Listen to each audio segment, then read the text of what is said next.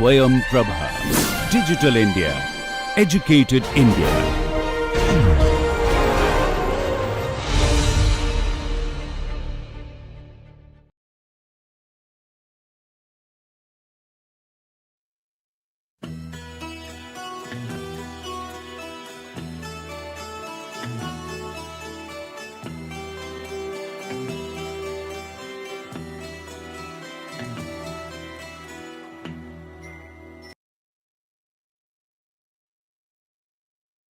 Last 3 lectures we have been discussing about modal analysis of continuous systems. Now, we have solved the problem of modal analysis, which is nothing but solving an eigenvalue problem, as we have seen, analytically, which means that we are exactly solving the natural frequencies and the modes of vibration, which are characterized by the eigenfunctions. Now, doing an analytical solution is always preferable, because you can find out the effects of various parameters of the system on the modes of vibration and the modal frequency, etc. So, analytical solution is always preferable. However, we have seen that even in very simple systems, the solution of the modal analysis problem requires solving transcendental equations, possibly which might be quite cumbersome even numerically. So, in general, analytical solutions, though preferable, are sometimes cumbersome and computation intensive. So, it is of interest to know if numerical methods of modal analysis or approximate methods of modal analysis are possible.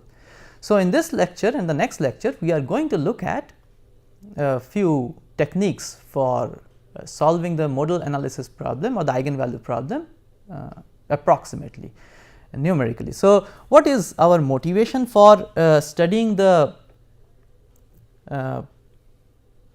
approximate solutions? So, the first motivation is that the analytical solutions may be cumbersome. The other thing is, an approximate method can provide a quick solution to the modal analysis problem, which may be sufficiently accurate for our purposes. So, let us look at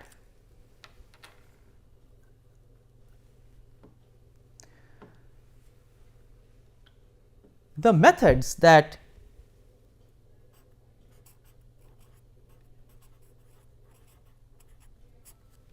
are available to us for approximate modal analysis. So, we are going to discuss in this course two methods, two broad methods, which are the energy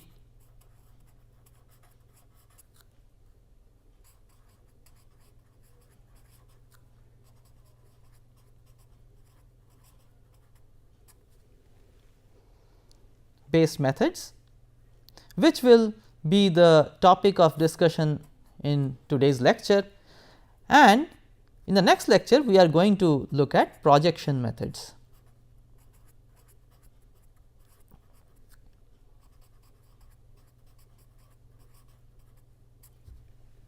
So, as the name suggests, this energy based methods will use the kinetic and potential energy of the system to determine the modes of vibration or the natural frequencies, while the projection method, as we will see very soon, they use the governing equation of motion directly to solve the modal analysis problem.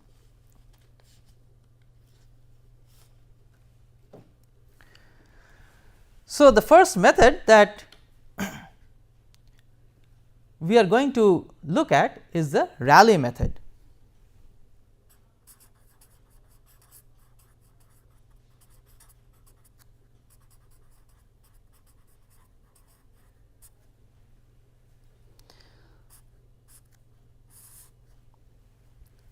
So, this Rayleigh method is typically used to determine the fundamental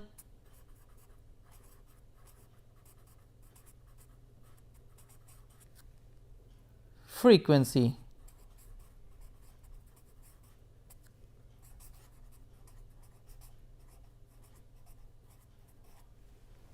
of a continuous system, and this method is used for conservative systems.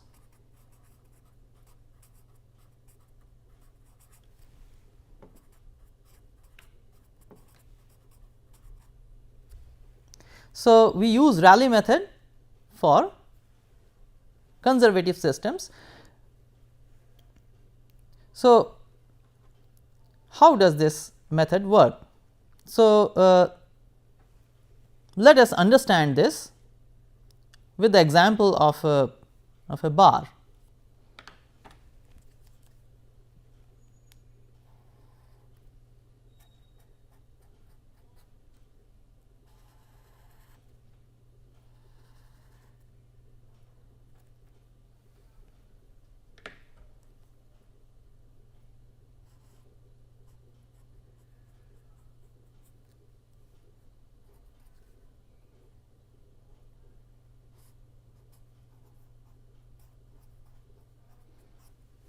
So, let us consider a tapered bar in axial vibration. So, we write the kinetic energy as 1/2 the density of the material times the area of cross section times an elemental length times the velocity square. Now, this integrated over the domain of the bar. So, that is the kinetic energy. The potential energy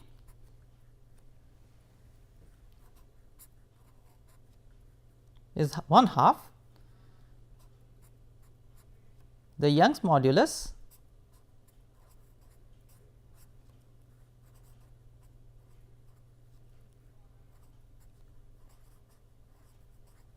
times the spatial derivative of the field variable square dx and integrated over the domain of the bar. Now, this system, this bar in axial vibration, as we know, is a conservative system, which means that the total energy of this bar is a constant. So, the total mechanical energy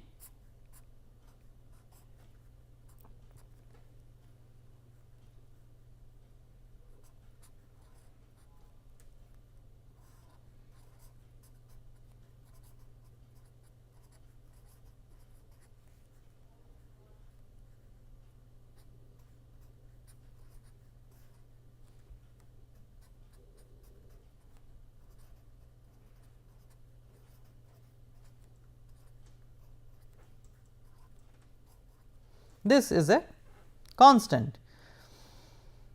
Now, let us suppose that this system is vibrating in one of its modes.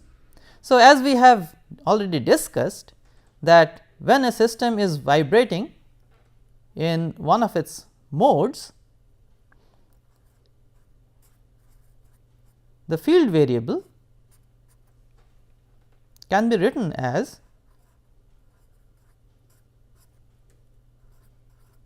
a separable function of space and time in this form.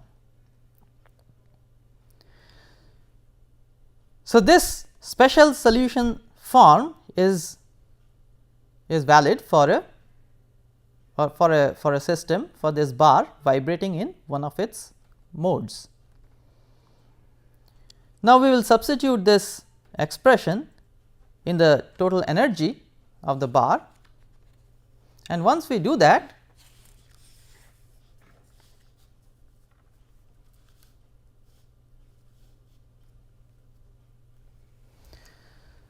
what we obtain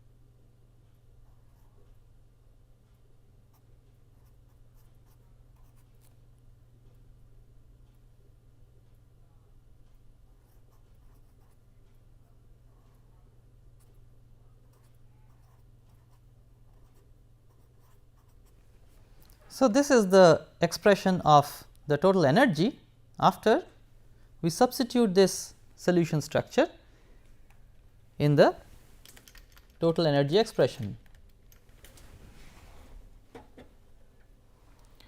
Now,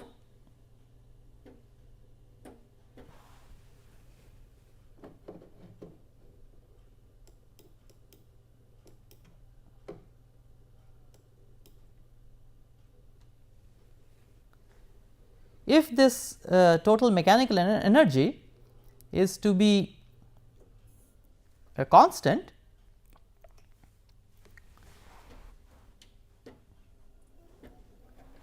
then what it would require is that it should be independent of time, and this is possible only when the coefficient of sin square omega t and cos square omega t, they are the same, which means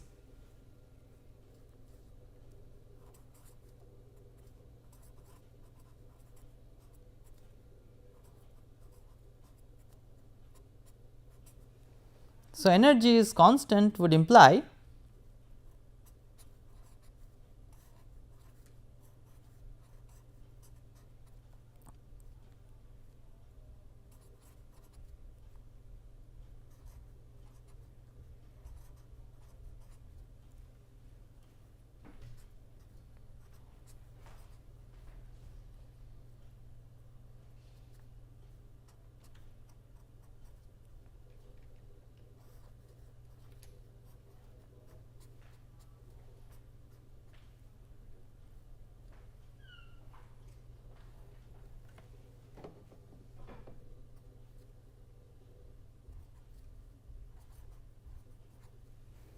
these two, the coefficients of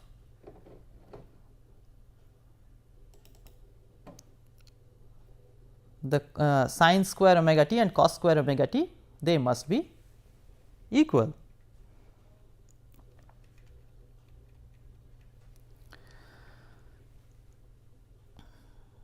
So, therefore,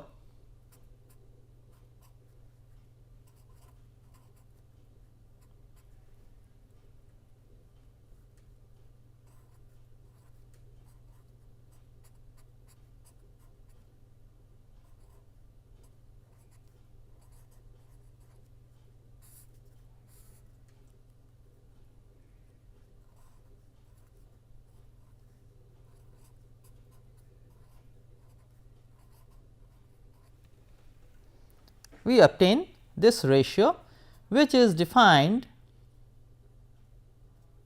as the Rayleigh quotient.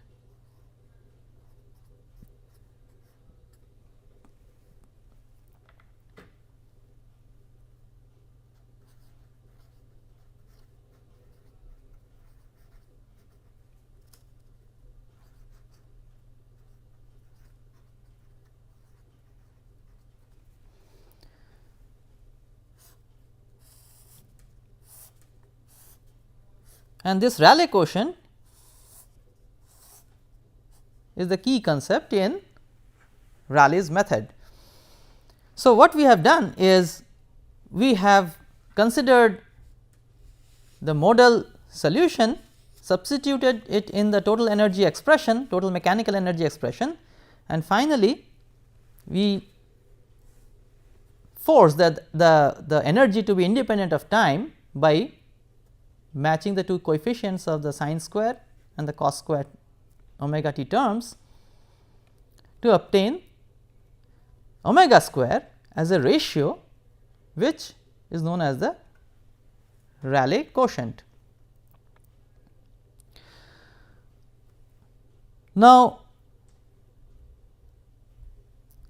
sometimes this Rayleigh quotient is also expressed as maximum potential energy divided by the maximum kinetic energy.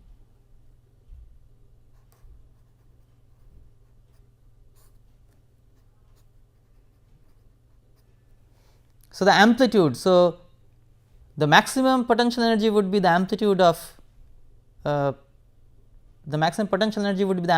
cosine square omega t term, whereas the maximum kinetic energy would be the coefficient of the sine square omega t term, and of course, this omega is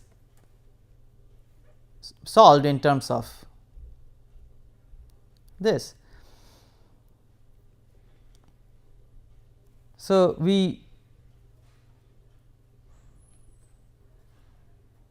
this is 1. So, from here we solve for omega square as we have done here. Now, this in this Rayleigh quotient, if you know the exact eigenfunction, so if you substitute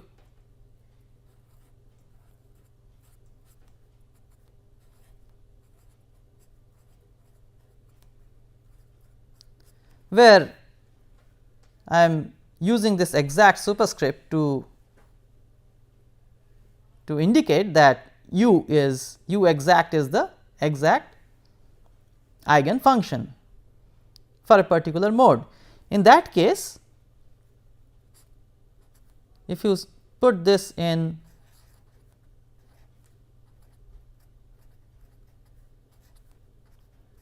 the Rayleigh quotient, what we will get is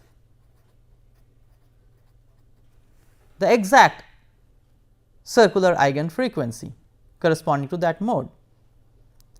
But the problem comes because we do not know the exact eigenfunction.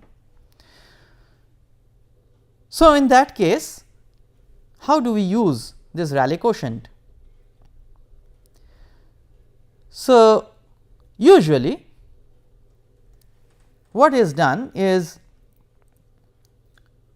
we try to minimize this Rayleigh quotient. So, and by minimizing the Rayleigh quotient, we obtain the fundamental frequency.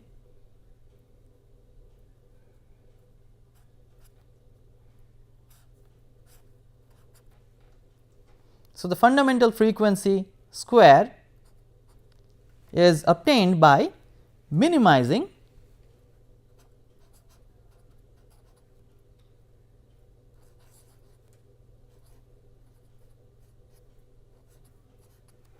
the Rayleigh quotient over a space of possible eigenfunctions u of x.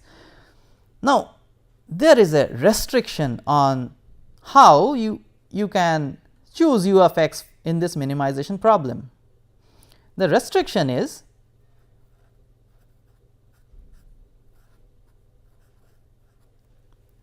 U must be from a member of the set of what are known as admissible functions.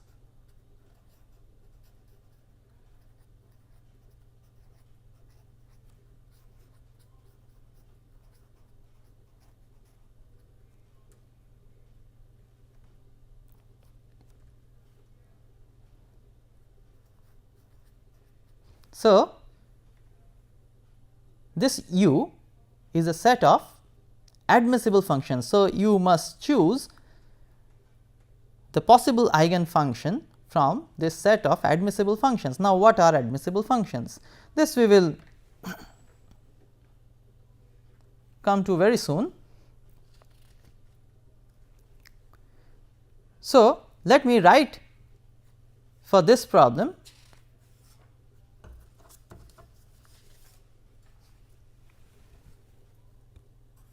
so the fundamental frequency squared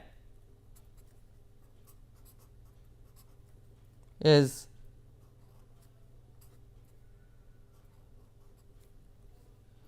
minimization over the set of admissible functions of the Rayleigh quotient.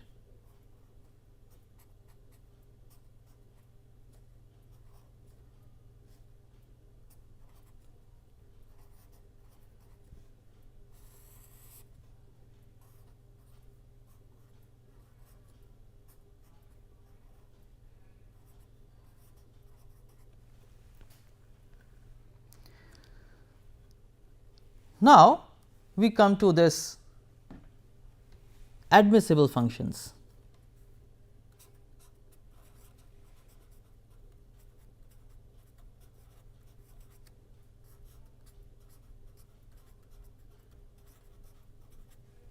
So, what are admissible functions? These are functions which satisfy the following two properties. The first property is it is differentiable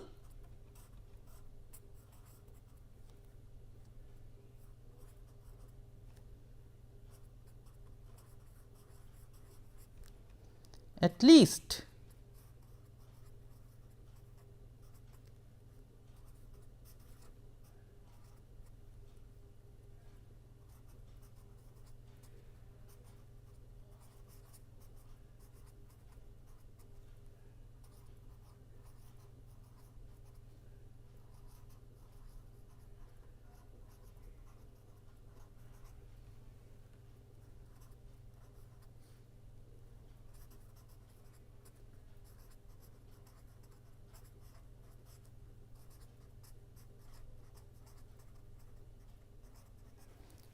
So, these functions are differentiable at least up to the highest order of spatial derivative in the energy expression.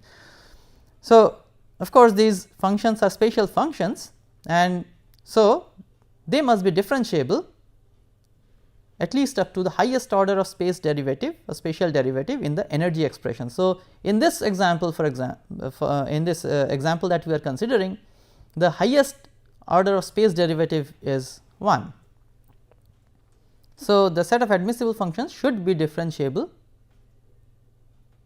up to first order. The second important property that it should satisfy is that it should satisfy all the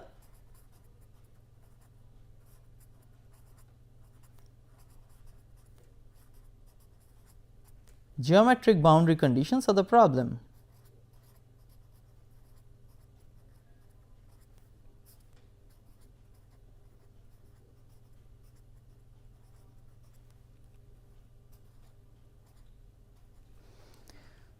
So, admissible functions must satisfy all the geometric or essential boundary conditions of the problem.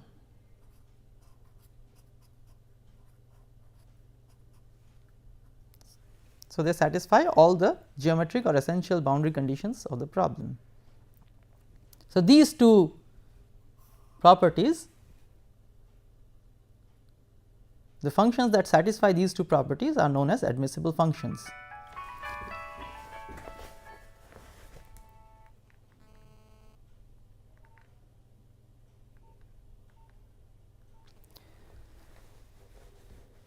Now, such functions can be constructed using polynomials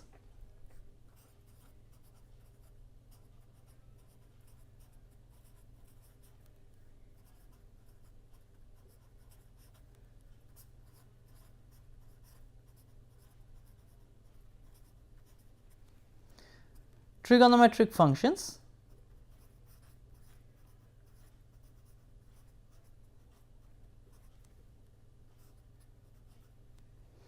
and other such elementary functions.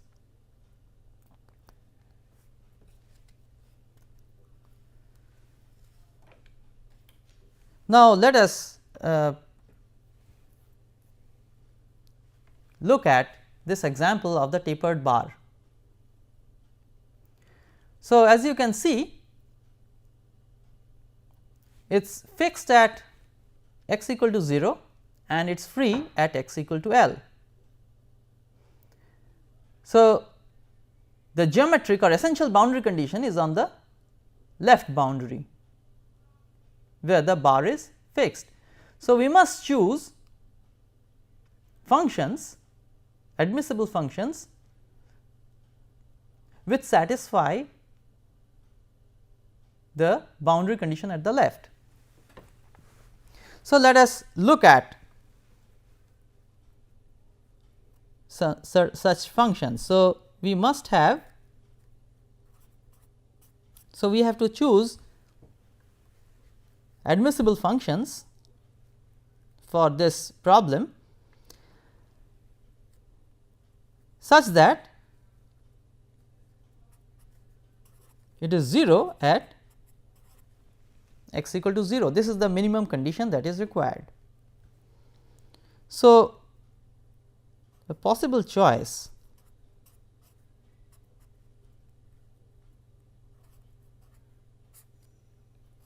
we may write it like this, x over L, but we can have a class of these functions by raising it to a power alpha. So, we actually have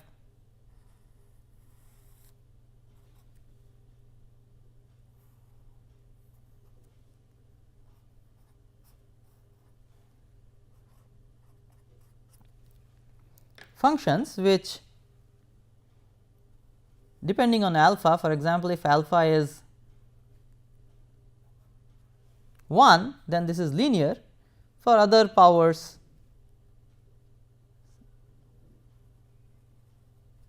it can go like this or it can go like this.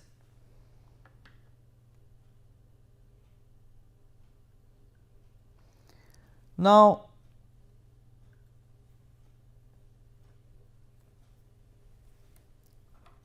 so this alpha we will initially keep it arbitrary and we are going to substitute this in the Rayleigh quotient and we are going to look at what is the Rayleigh quotient with this expression of admissible function. Now, one thing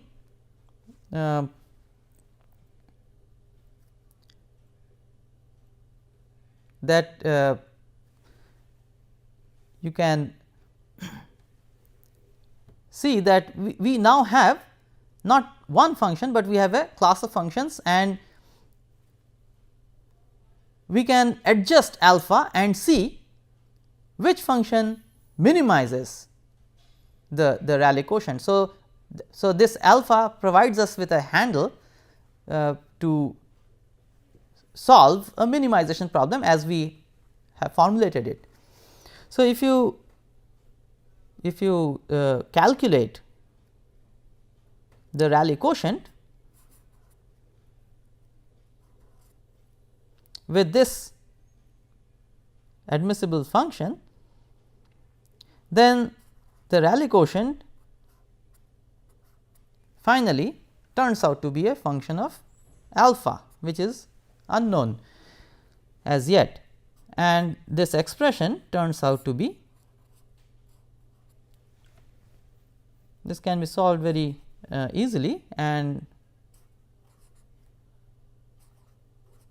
what we obtain is this expression of the Rayleigh quotient.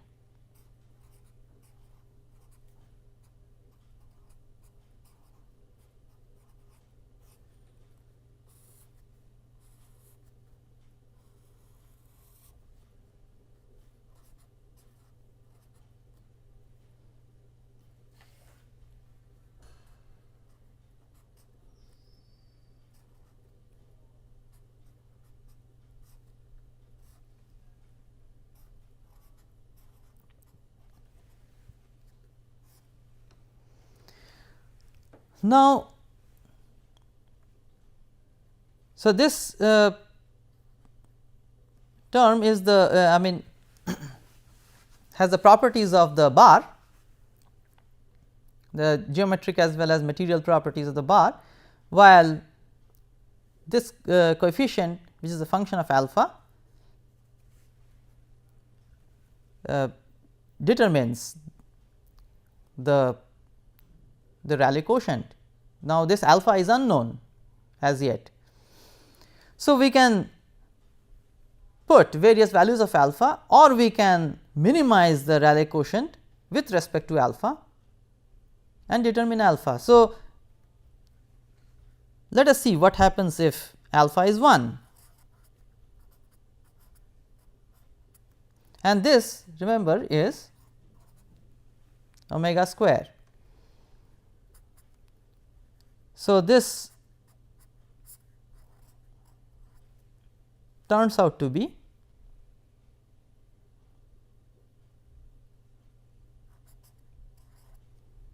(70 over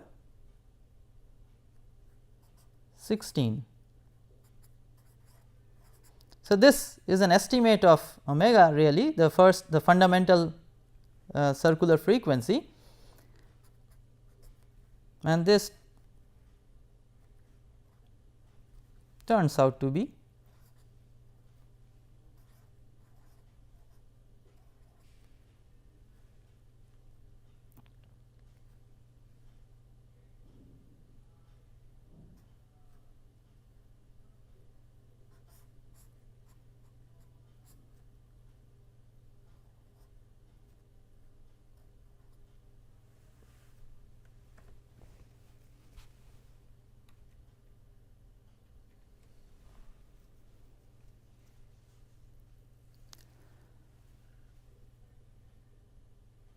Now, let us see what happens if we minimize with respect to alpha. So, which means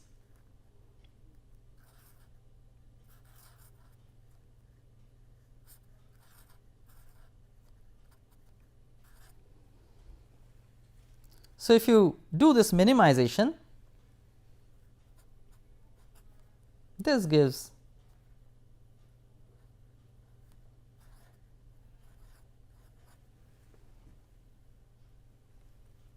and corresponding to this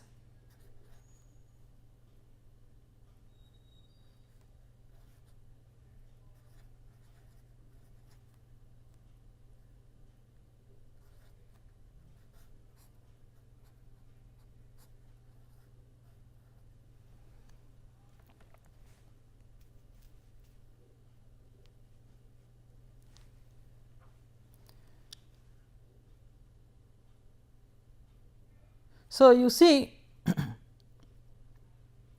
that this value is lower than this. So, this is a better estimate of the circular natural frequency. Now, we have solved this problem of the tapered bar in a previous lecture analytically, and the exact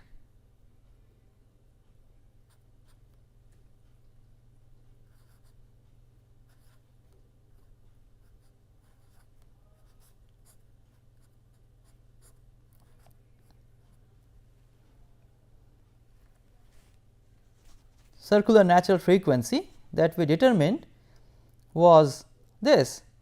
So, this is still lower, as you can see that this is higher than the exact, but they are quite close. This is within 3% of the exact.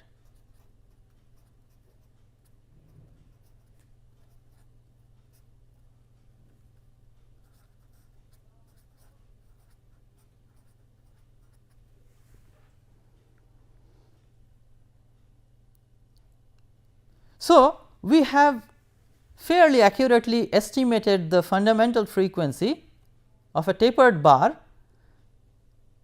using a very simple method.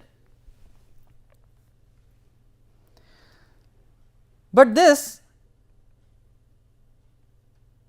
of course, this gives the best estimate based on the form of or structure of admissible function that we have chosen. But remember that when we go on to calculate stress, since this alpha is less than 1 for our best estimate, the stress that we will calculate at x equal to 0 will be infinite. So, it will have some, I mean it will give some unrealistic estimates of stress in the bar. However, the frequency estimate is fairly accurate. Now, here using Rayleigh method we have estimated the fundamental frequency.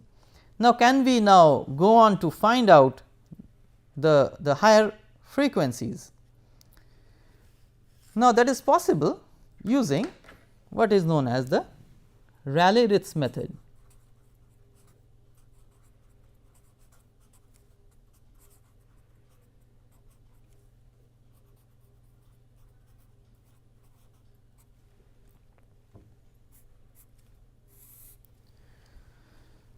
So, what we additionally have in this method is the Ritz expansion. So, we make use of the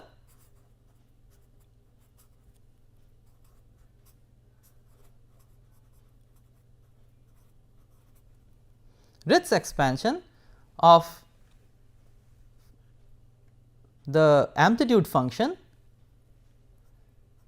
in the Rayleigh quotient.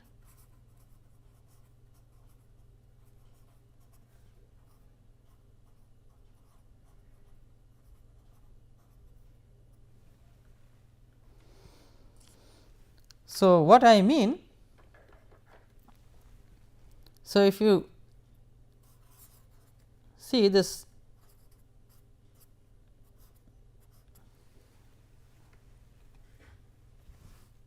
Rayleigh quotient, let us say for our problem of the tapered bar,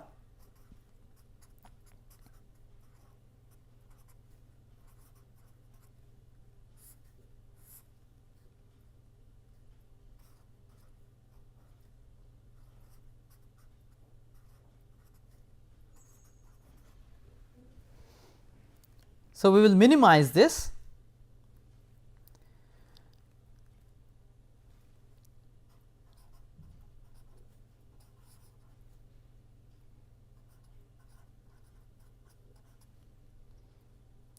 and u has to be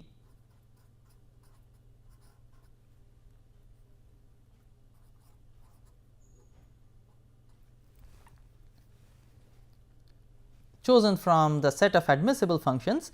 Now, this u, the amplitude function, we will expand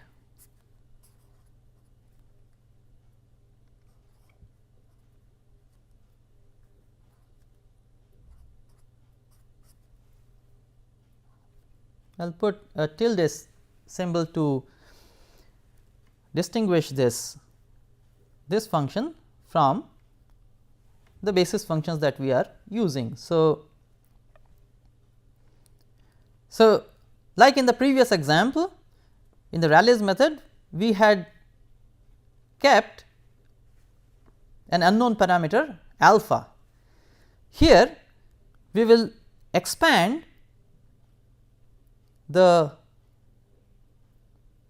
amplitude function in terms of admissible basis functions and certain unknown coefficients alpha. So, this is a linear combination of these basis functions, admissible functions. So, these are all admissible functions.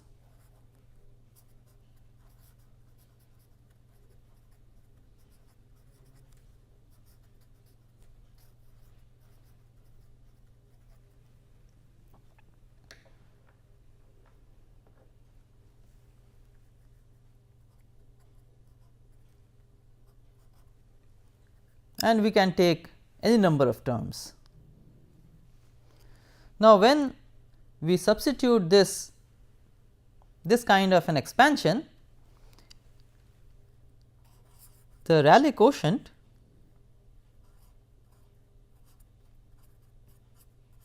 can be written as, so this I can write as a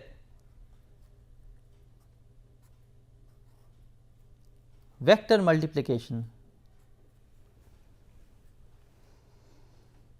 So, alpha is a column vector and u is also a column vector. So, the dot product will represent this scalar function u tilde, and when I substitute this expression in the Rayleigh quotient, I can write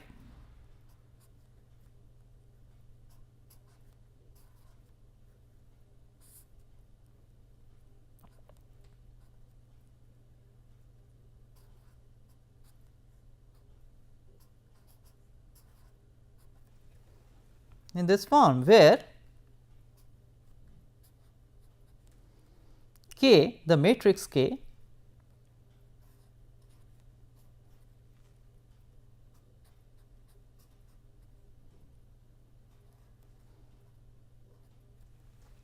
so the ijth element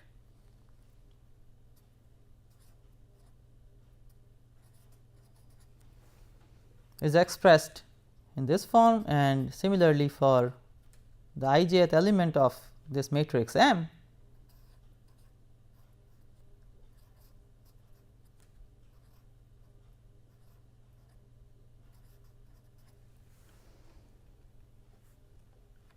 is expressed in this form.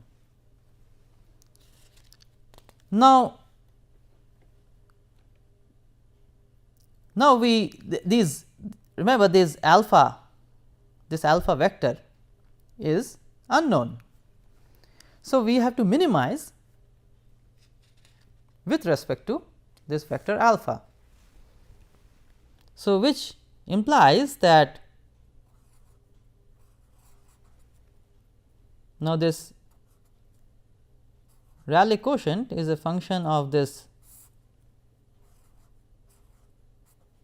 vector alpha, and this must be put to 0. So, the derivative must vanish for extremization. Now, this derivative implies that this derivative has to be taken with each element of this vector alpha. So, we have, if there are capital N elements in this vector alpha, then there will be n equations in n unknowns. So, if you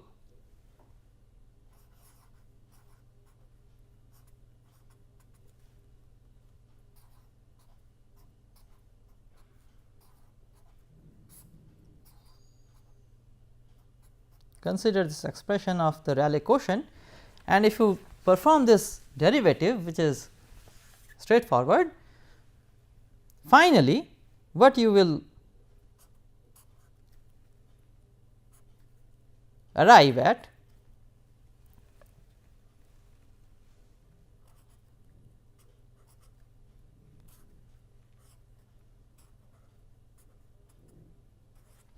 Now, here how will omega enter? We have used this expression here. So, if you perform the derivative, this coefficient actually turns out to be this ratio, which I am replacing by omega square. Now, this is a discrete eigenvalue problem.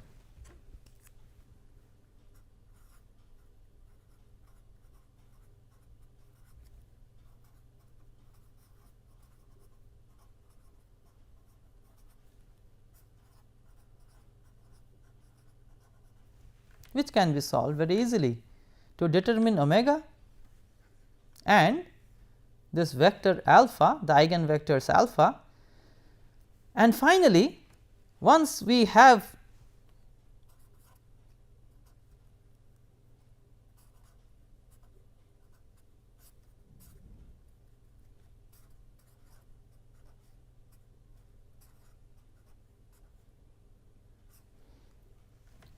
the circular eigenfrequencies and the corresponding vectors alpha I,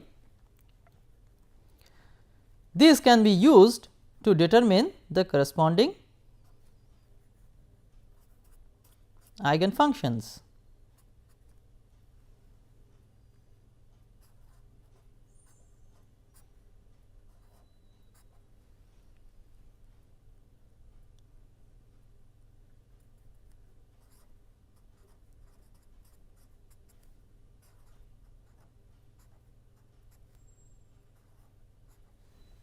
Using those basis functions, basis function vectors, vector u.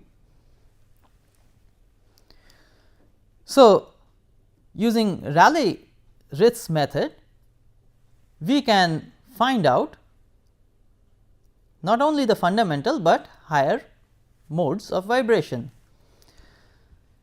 Now, as a thumb rule, if we want, because the accuracy of these various modes will be different. So, as a rule of thumb, if we want n modes accurately,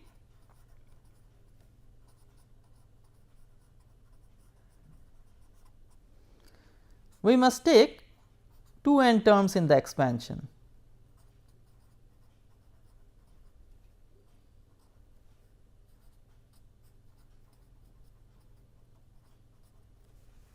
I mean, this is a rough estimate, rough way of estimating how many terms you must have in the expansion, and this may or may not work always, but this is a good way to start.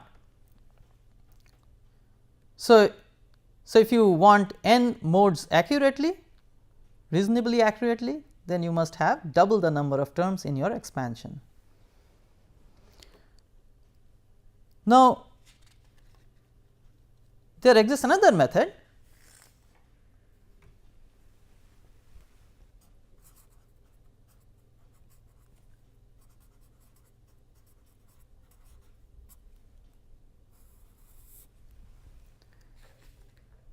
which is quite powerful in this class of methods, which is known as the Ritz method.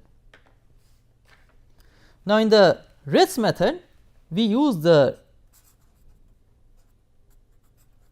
idea of Ritz expansion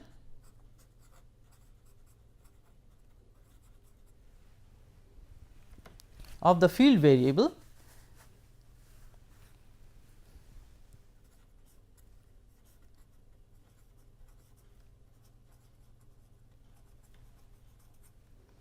and substitute this expansion directly in the variational formulation.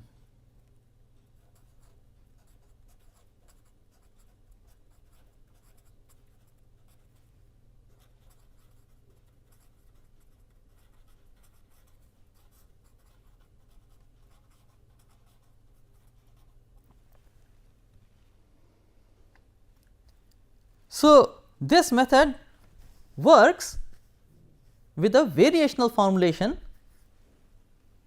of dynamics. So, let us see for once again for the tapered bar, we know that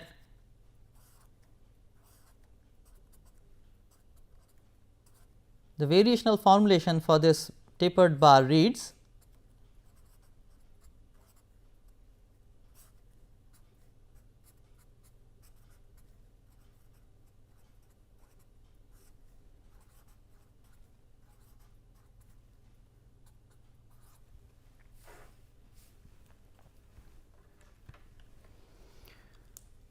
now here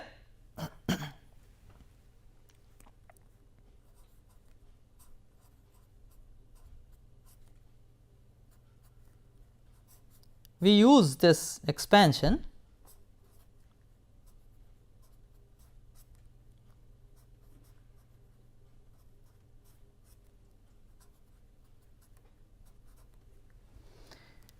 again in terms of admissible functions.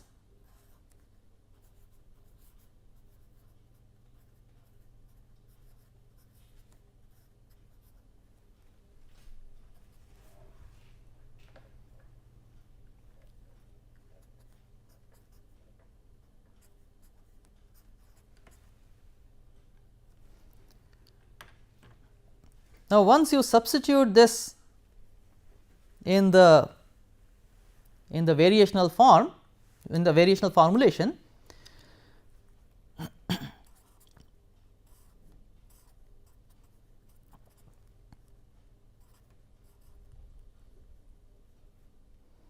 and simplify,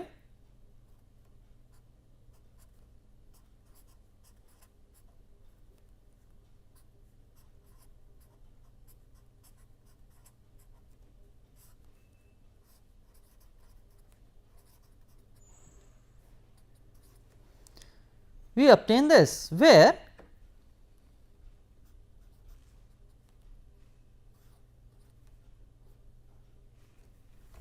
well this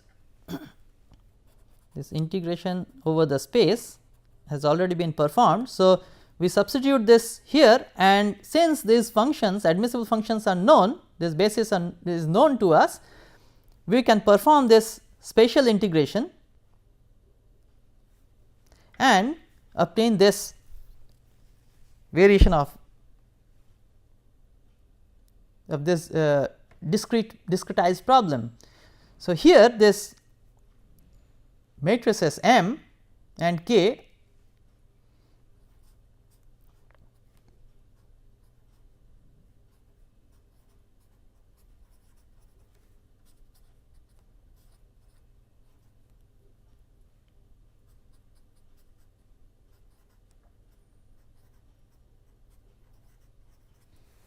are given by this expression, and we know that, and this is now the Lagrangian of a discretized system, and the equations of motion can be immediately written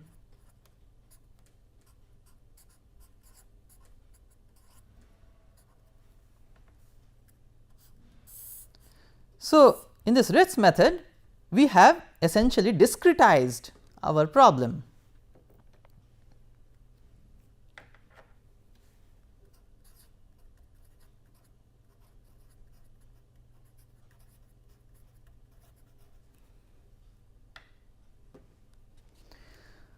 Now, once we have discretized, we can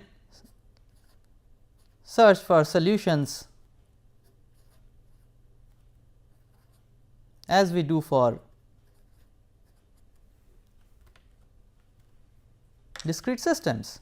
So, we search for modal solutions of this form and we solve the eigenvalue problem. So, after this the things are very standard. So, let us look at the axial vibrations of the tapered bar once again. So, here I have written out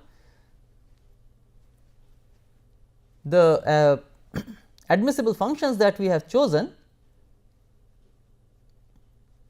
So, H of x for j 1 and 2 we have. So, we have taken two functions and discretized using these two functions. The equation, the discretized equation of motion is shown below. So, once you have the discretized equations of motion, then the standard procedure follows, which means that you assume a solution structure as shown here. You come to the eigenvalue problem and finally, the characteristic equation. Now, if you solve this characteristic equation, you will obtain the eigen frequencies of the system. Now, solving this, we obtain the circular eigen frequencies. As you can see, omega 1 superscript capital R is calculated using the Ritz method, and similarly omega 2 superscript capital R, and they are compared with the exact circular eigen frequencies. And you can see that the fundamental we have taken two terms, and the fundamental is fundamental frequency, circular frequency is matches quite well with the exact, while there is some error in the second circular natural frequency.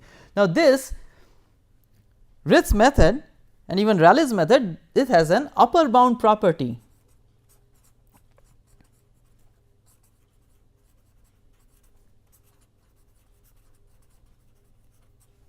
which means that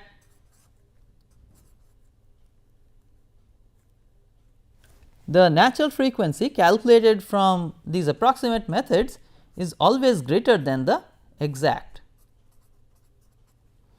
which means that this gives an upper bound. The actual natural frequency the actual natural frequency of the system is lower than what you calculate using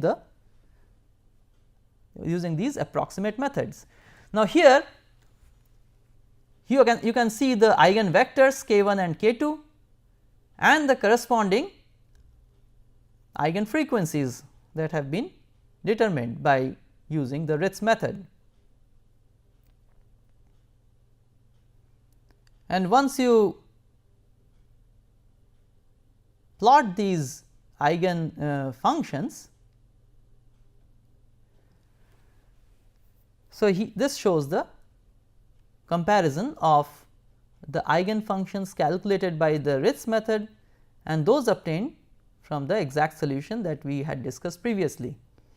So, again you can see that the fundamental eigen frequency matches quite well with the exact, while that of the second mode is in error, especially at x over L equal to 1, since we are considering only admissible functions which satisfy the geometric boundary condition, which is at x equal to 0, while the natural boundary condition is not satisfied with two terms. You have to take more and more terms, and then there is a convergence to the exact solution.